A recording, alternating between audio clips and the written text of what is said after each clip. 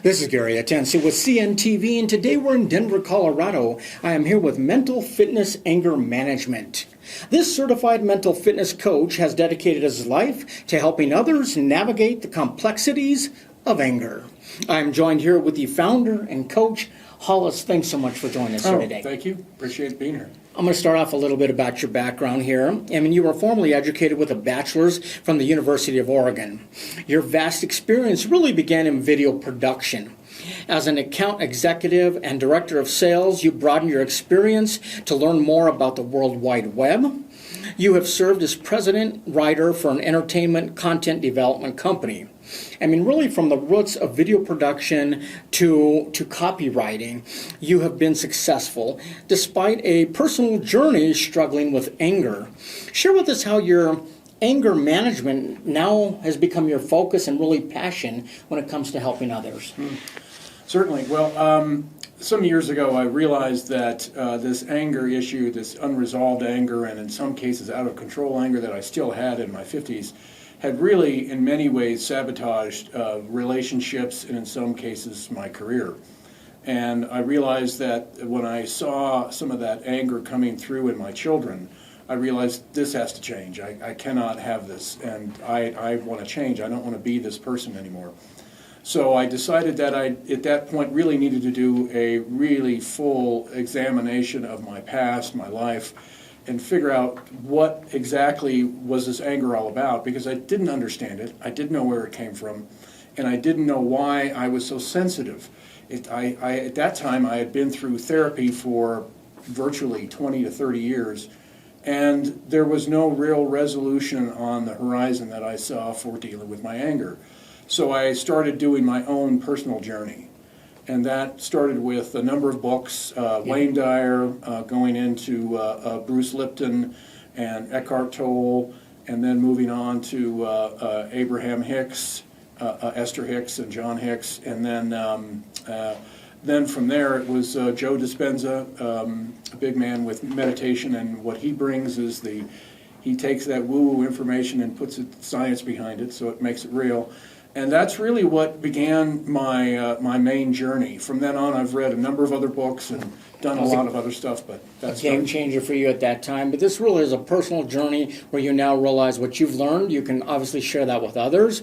I mean, Webster's definition of anger is a strong feeling of annoyance, displeasure, or hostility. Obviously, anger is something we all experience, but yet we all handle it differently. Is this what you have found in your own personal life as well as maybe studying others? Oh yes, absolutely. Anger translates so differently between different people. I myself, as an example, I had a number of very open, exposed buttons on my body that you could essentially touch, and that would set my anger off. Obviously, certain things you could say, certain things you could do. Just recently, I think I've worked through all these issues, and just recently I'm on the pickleball court, and this particular individual turns away from me, and not just once, but numerous times as I'm trying to speak to that person. And what I realized is just the action of that individual doing that brought back memories of an issue that I had in the past where somebody that I was deeply in love with just ignored me to the point where this became an argumentative position that when she would turn around and ignore me, it would set off my anger. Well, this individual just did that so many years later, and boom, I'm right back there again. So it's an interesting thing how memories, how smells, how personal experiences can bring us back to a place that brings our anger out in ways we can't remember. Being aware of those triggers probably is huge for a lot of people. It is very important. When we think of anger, words like rage, fury, wrath maybe come to mind. I mean, anger can be an intense emotional state. Is that why it's one of the hardest and maybe most complex to deal with, would you say? Oh, absolutely, and I would say it is probably one of the, if not the most difficult one to deal with, because so many other emotions are tied in with anger. And as a matter of fact, one of the interesting things is when you look into the international and the national definitions of mental disorders, anger doesn't even come up because it's a secondary thing. We don't automatically go to anger. We usually go from some other primary earlier emotion that then leads to anger. So we start out with anxiety and then it leads to anger, or we start out with disappointment that then leads to anger, or some other lower level disorder. It's kind of a buildup. Yes, Well, for exactly. maybe someone like myself, I can go from 0 to 100 a little too quick in that buildup process. Well, that's kind of the definition of rage, when the anger is so intense that you can just go from that one experience into all out, flat out anger. Yep. Yeah. Interesting. Let me ask you this. Would you say we all have an inner emotional regulator, maybe within us? And is that developed over the years and sometimes affected by maybe external surroundings? Oh, yes. The vast majority of people in this world do have a self-regulation process, which helps to regulate our anger, helps to regulate our emotions in all areas. The real interesting experience about this, which has been proven out more recently in studies, is that it's really all about our childhood. Our basically those first few months of life is where we get to figure out how we regulate ourselves. Okay. If we are held, if we're loved, if we're given everything we need to become an excellent human being, then our ability to regulate ourselves will be relatively good. If those experiences are past, in other words, if that individual as a baby doesn't have that opportunity to connect with somebody at that earliest stage in their life, with somebody who's taking care of them, somebody who's holding them, loving them, changing their diaper, feeding them, then that regulation issue becomes somewhat questionable. Yeah. That's where it really starts. And it doesn't make any difference whether, as a parent, as an example, maybe didn't do that holding and caring of that child in the first 2 weeks, you cannot change it anymore. That child is affected for the rest of its life because of that. So that really puts a tremendous amount of emphasis on the importance of the parents really taking that child in their arms and holding it and loving it from the very, very beginning. I mean, speaking of our past, you yourself struggled for years with anger. How did a deep exploration of your childhood reveal the root of some of your issues? Do you remember what it was when you look back and realize that, was it upbringing at a small age or older? Share with me a little bit there. Well, I just knew that I had this intense anger that was around me for a long time, and it was, in many cases, I couldn't really control it.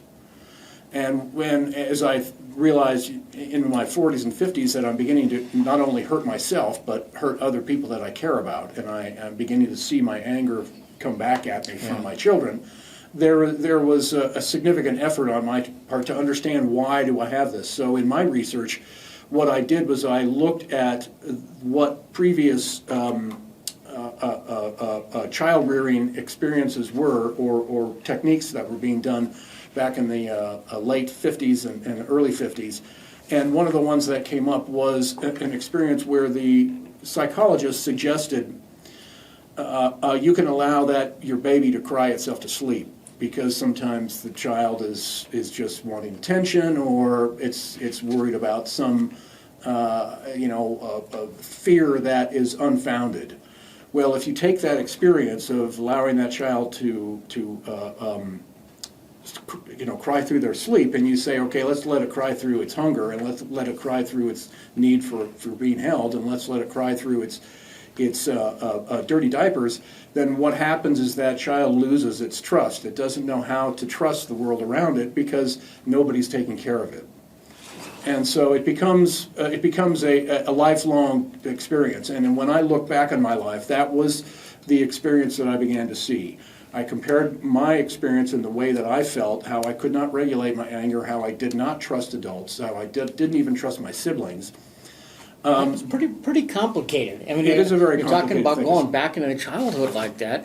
I mean, a person doesn't realize maybe the way our parents raised us, or maybe certain rules or laws they had, affect us later on like that. Oh, yes, absolutely. Well, I don't think they understood it at all. No, of course not. And it wasn't until many years later that the psychologist of the time said, this is not a parenting experience we want to teach anybody to do.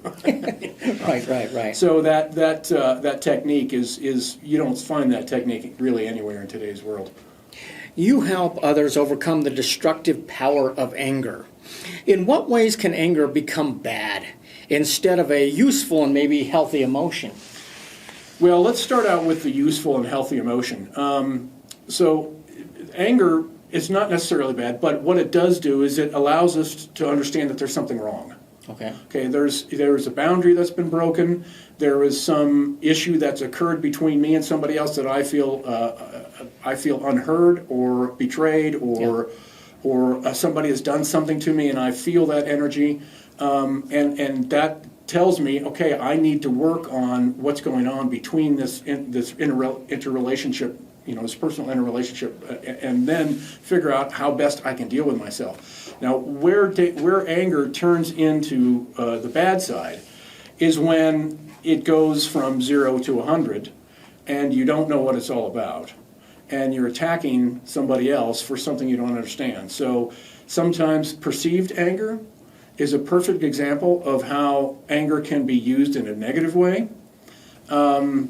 Unfortunately, in today's political world, we have a lot of statements that are intended to incite people. Sure. And that has become a way to get people excited about a particular candidate, or to say, I don't like that candidate, one way or the other.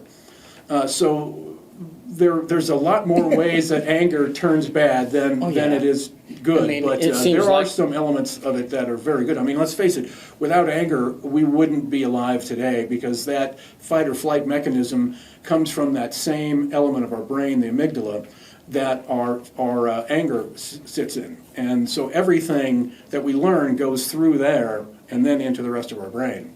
So it all starts from that simple little, what I like to call the lizard brain. We've all experienced that out there in the political world right now. Both sides of the political spectrum, they have mastered how to push our buttons. Yes, Unfortunately. Your personal journey has led you to writing the book, I Love My Anger, But It's Killing Me. How did this book come about? Well, I kind of explained it earlier, in the sense that once I realized that I was really having a very destructive interrelationship with my children, I sensed that there had to be something bigger. And as I did my research to find out, to heal myself, I realized, there's a lot of people in this world that are dealing with anger. And there's a lot of people that might want to figure out a way to better control their anger, to manage their anger in calmer, easier ways.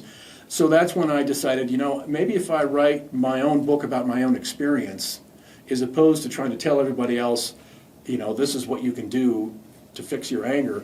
If it's coming from an individual who actually experienced it, there's a level of authenticity to that.